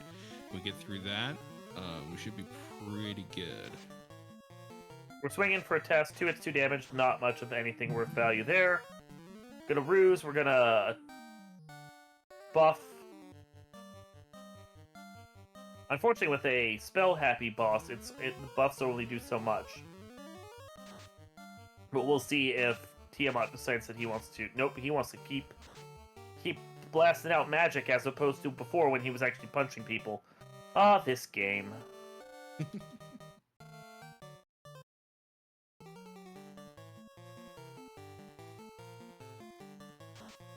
Wow, burning the last fast in our crew to try and get through this, that's a risk, because we're not going to have that for Chaos now. Indeed. Really just trying to make it through with people alive, it looks like Ikir is going for here. Not knowing what Chaos is going to be throwing out. Nope. Yeah, they haven't managed to get to that fight before, so they don't actually know, and that's one of their temper charges that's now gone as well. Nuclear is going to take out everyone but the fighter. Oof. Still not dead either. Come on, Tiamat. You're holding on way too long here. Okay, so we are once again in manned mode. This is where Ikir was before, but he did it one boss earlier. We're now hoping that we can get through here to get through Chaos, because this has been a struggle for Ikir this whole way down. And I think the only trouble spell or trouble attack that you saw when RTA was going through was poison, correct? Early, and then Chaos did have that nuke late. Oh, that's right. Yeah. Oh no. He didn't put the ruse stick on him, so he's having to burn his ruse cast, which means he's going to have less healing that he could use. Those Cure 3s are not going to be available to him. But he definitely wants to fully buff up with 6 stacks of evasion through 3 ruse casts, because each one is worth 2 stacks. And he's going to do a swing. 5 hits for 327. There's that nuke. Oh. And now he is in Desperation Heal mode. Got to get himself back up above 400 health so he can survive the next nuke. Thankfully, Chaos is only punch. Oh, or just go with that. Okay, we'll hope. And a miss. Oh, we don't want to see misses. 2 hits for 297. We want to see Chaos punch. We don't want to see spells. We want to see him get into a crit loop. And so we can just keep swinging, critting, and doing damage. 1 hit, 1 damage. Not what we want. And so how does evasion work for spells? Is there just no evading spells in FFR? Oh, that was really, really bad. He just got slowed. So, spells in FFR are interesting. Like, much of FFR is very weirdly programmed. So, for instance, like, when you're battling against an enemy, there are 3 levels of attack speed. Your character only fights once per round of combat. So, speed, quote-unquote, is how many attacks they do with their weapon. So when you are fasted, you double the amount of hits you have. But when you get slowed, you lose all of your hits. And it's a tiered system. So for instance, he got slowed on a base level fighter, so he goes from his 4 hits that he was doing to 1 hit, and I think he may have forfeited at that point, and I can't blame him because that chaos was gross. As far as evasion is concerned, we have basically a certain number for each quote-unquote stack of evasion, and when you're at 5 to 6 stacks, then you get max evasion at that point. So Ruse casts 2 stacks, Invis casts 1. He cast Ruse 3 times, he couldn't be hit, basically. Indeed, and I've pulled all 4 of our runners in here. GG's tonight. GG's. That was a rough chaos. Yeah, that was pretty rough chaos, like here. GG. Yeah, that flow 2 hit, and I'm like, well, I'm dead. Yeah, that was gross. Meanwhile, RTA and Farflu are winners for tonight. I hope you two don't mind. I talked a little bit because I'm pretty familiar with how y'all race MQ, and RTA, I haven't seen you play FFR, but I imagine you apply the same style to FFR that you do for MQ, which is y'all tend to be a little risky. Y'all like to go in at low level, and you know, if you got the tools you need, you'll make it work. And I've seen you guys pull out some great times with that strat before. Basically the same thing y'all did tonight. Yeah, well, you can go ahead, Farf. That's I mean, that's Randomizer. We can beat the game, so we'll go, and hopefully that's enough. Because you don't want to you can have more safeties, but does it worth losing 3, 4, 5 minutes looking for more safeties, or just go ahead and finish with what you have? If you're unlucky, sure, maybe looking for more safety would be better, but I have to say, I look at the Chaos fight, it was very rude, but for my part, Dark King was very easy. Yeah, He did only one. He landed one Doom Powder, but actually he missed, and that's pretty much it. Yeah, no, I was gonna bring that up. The King being night and day versus Chaos over here. And I did want to start off with you two. I saw very early on, Farfel, you deviated from Flipheel. Flipeel kept Phoebe, and I saw you grab Tristram early, and I almost feel like you regretted that a little bit because there wasn't really any objectives you could get for Tristram, and you couldn't pick Phoebe back up because she was locked behind Aquaria. What was the thought process behind that and picking up Tristram early? Yeah, definitely. Well, at the beginning, when there was nothing else to do, I looked at the map and saw that Wintry Cave was in the Windy area and Bone Dungeon was in the Aquaria area. So I just figured that I would do Bone Dungeon first, and I wanted the Tristram quest done. So yeah, I just picked him up and hope I would have the Sand Coin before Sun Coin. And yes, I really regretted that later, but well, it worked out, so I guess it's fine. Yeah, no, I really think you put on a showcase for being one of our more seasoned runners of MQR, making it work, you know, because there's definitely a handicap. Flipeel, you had level 21 Phoebe for a good chunk of the early game after you guys got your coin, and seeing the difference in strategies and approaches versus, you know, Barfaloo, you being stuck with level 7 Tristram really showcased the difference there. And Heel, how did you feel keeping Phoebe? I know you probably looked at Tristram there. Did you just feel, were you just like, if I lose her, I probably won't get her again? Or what was the thought behind not taking Tristram? Well, there was 2 things. First off, it looked like Phoebe was going to be easier to get to a high level to start, or like a moderate level. So I was like, I will just, you know, use her, you know, because, you know, early on, obviously you want, like, maybe not the strongest, but, you know, the difference between 7, 15, and 23 is pretty big. But, you know, I felt good about that. I felt really bad, though, when I threw the race by kind of forgetting that there's, you know, like a whole bunch of items behind Jin. Yeah, I'm so used to the flag set we were playing, like, we're like, you know, it's all NPCs.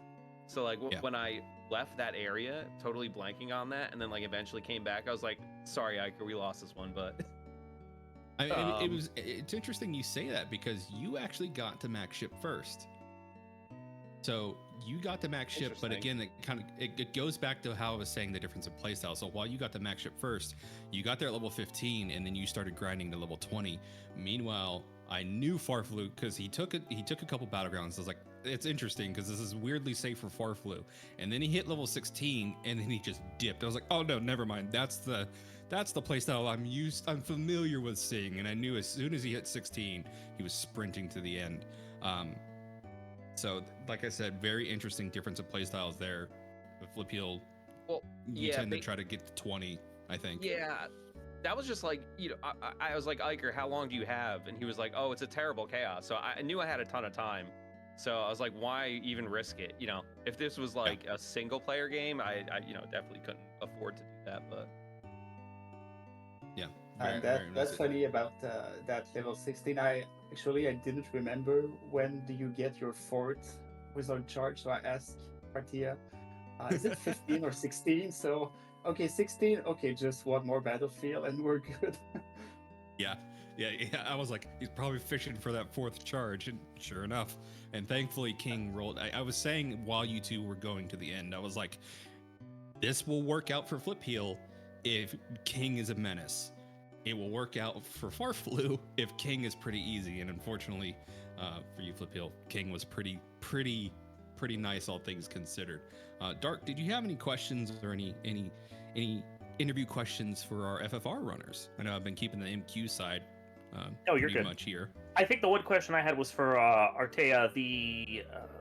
When you were in there in Sky Palace initially for the Tiamat fight, you didn't actually do Tiamat. You walked away and went and did other stuff instead. What was the reasoning there? You had, like, just from the thought process of you had ribbon, you had equipment, you had decent enough levels, and there was Brack in your repertoire. Was there a reason why you left and decided that you wanted to do it later? Yes, well, the real reason I'd say is just because I'm bad at that game. So now you're telling me that Tiamat can actually be braked. I didn't know that, so I probably would have done it had I known. But yeah, Tiamat, we did a practice earlier, and Tiamat just rolled over my face as it had rolled the stats as well as the death touch. It was pretty mean. So after just running Sky Palace, had I not gotten a couple of pretty good gears, I probably would have tried it just in case. But I didn't want to lose most of the gears that I had taken both in Mirage Tower and in Sky Palace, because there was really good stuff there, like really nice stuff. I didn't want to risk it and have to do the rest of the game and then come back later. So I just noped out and I thought, yeah, I'll just go back anyway. I'm kind of close to BK at that point. I knew that Farf still had quite a lot to do, so I was like, yeah, I'll just go do the couple of checks I have left, grind a little, because since I know that I'm not really that good in FFR, levels do quite a lot of difference. We had a good team, thankfully. Didn't get any white mage, which would have been really helpful with how the good life spells and how the good white spells were spread out. No fast either, so I was really not sure when I was heading to Chaos, but at the same time, Farfalu was close to ending. Nobody else had done, so I was like, let's go. YOLO, we're trying it, and if I wipe, I wipe. I did wipe once, but it was really a mistake to not just be more careful on my red mage against Carrie. I know that she can hit really hard. I wasn't careful. I wasn't careful enough. So yeah, that's mostly what happened this season. That's fair. And otherwise, I think it is an interesting seed there. It didn't the way that it was laid out with certain items being early in Marsh and the game pushing you guys towards Mirage, like it's kind of set up your end game essentially from just the early game onwards. So I like, it felt to me, and maybe you guys can confirm, gear wasn't really something that you had to worry about so much. We had pretty good gear early. We had early dragon armor, and there was katana, ribbon, some good swords, at least 2 ribbons. Mm-hmm. One ribbon, and we got a ribbon from Mystic Quest too. easy to buy pro rings early. So yeah, I felt the gear was pretty good. The spells, except for Duke, were not so good.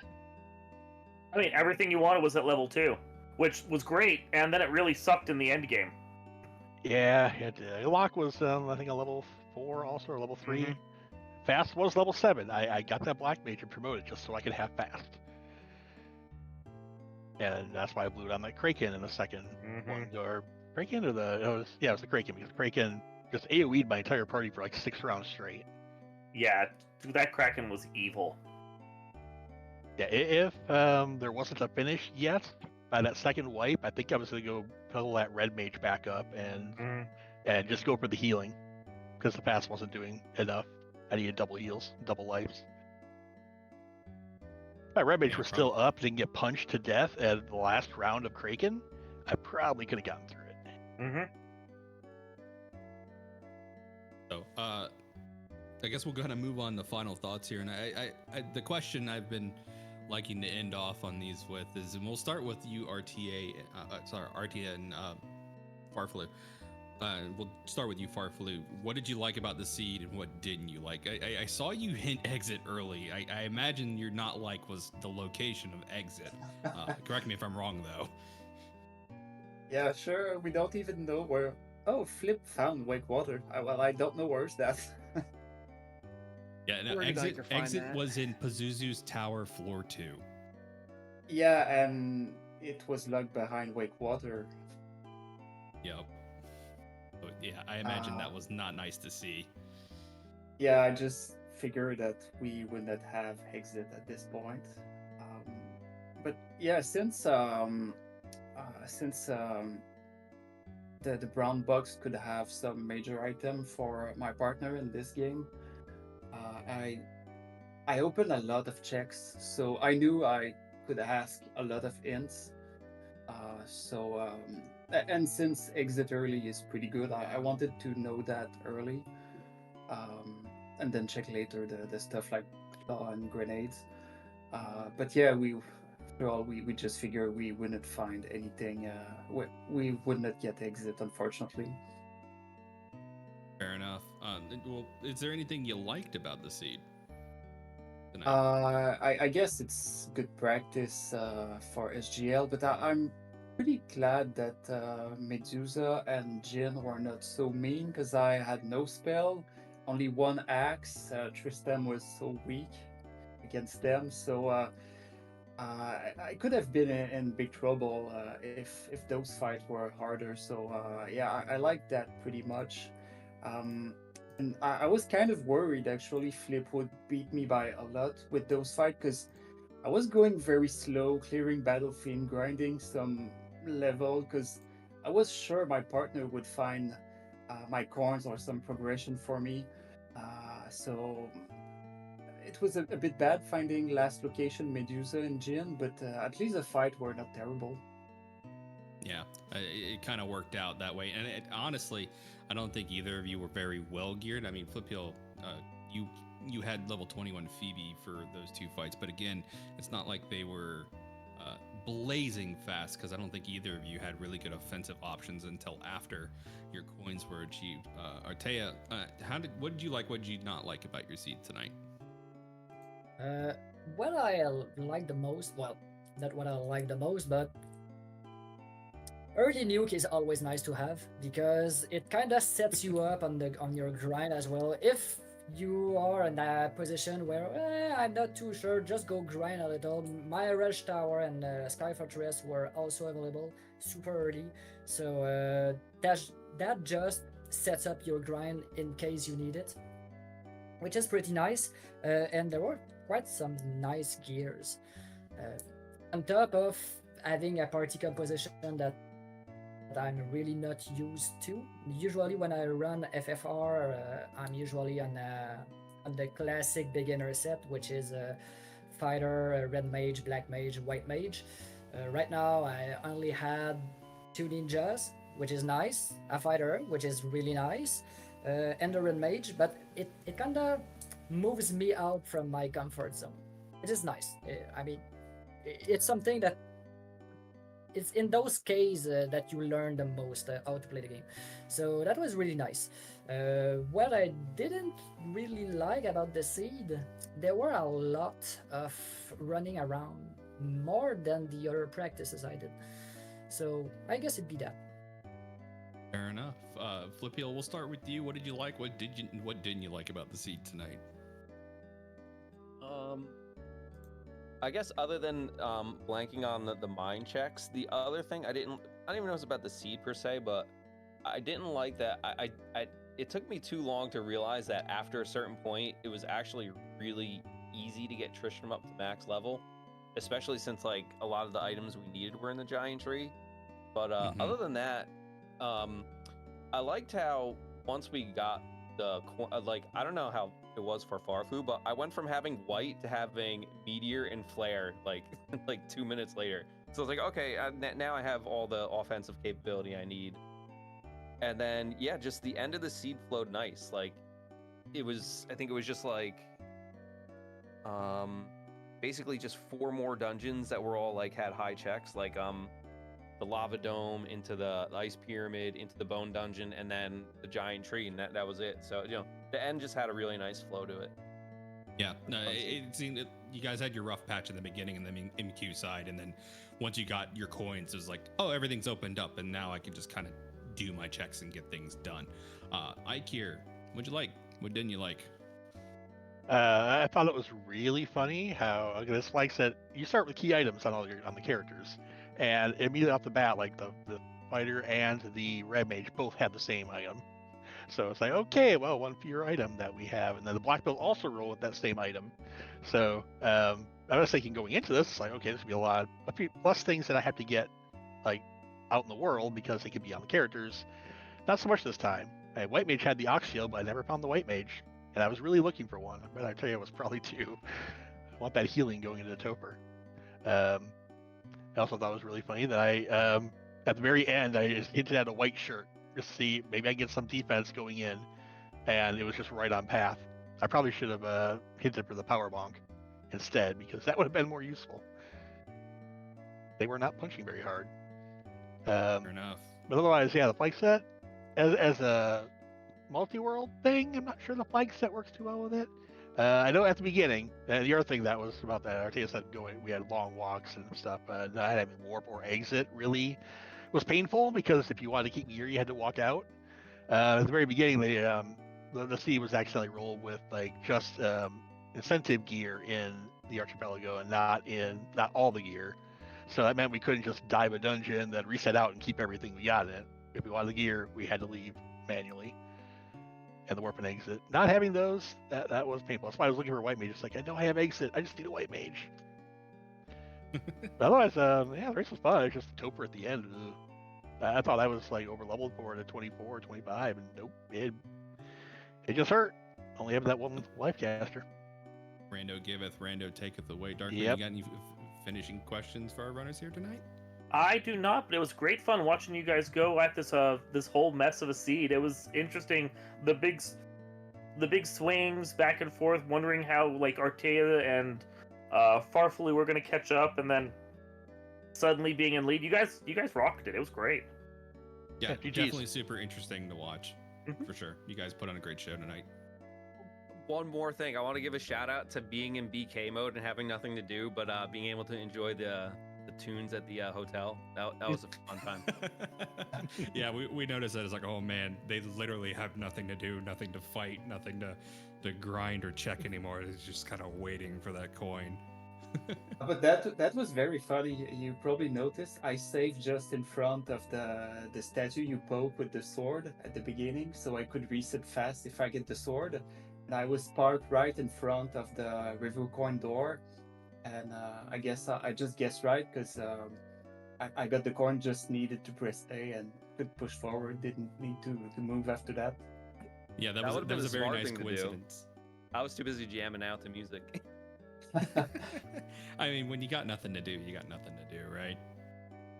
So, but I think that is going to go ahead and do it for us tonight. Thanks everybody so much for joining us for these monthly AP races. Again, we do these at the end of every month. So in August, we will be doing this the last Wednesday, which will be August 28th. So stay tuned on FFR and check out our community discords to get the exact timing for those and who's going to be participating.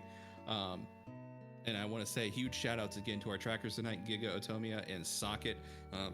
Without y'all keeping us honest, would you just be up here kind of lost, like talking back and forth, not knowing what's going on half the time because he's trying to watch 4 things at the same time. Dark Moon, any closing thoughts? Sure, I will do my standard speech. If you like what you saw and you want to see more, come to FinalFantasyRandomizer.com, where you can find links to the Discord and the development Discord, as well as our wiki, resources, everything you need to learn to come play the game and be a part of the community. And of course, also go over to the Final Fantasy Mystic Quest Randomizer as well, ffmqrando.net. Get that randomizer over there as well. Be a part of the communities, have fun playing these. We'll have a few more of these coming up before the big FFR FFMQR tournament at the end of the year. And with that, if you want to, Hemmings, take us away.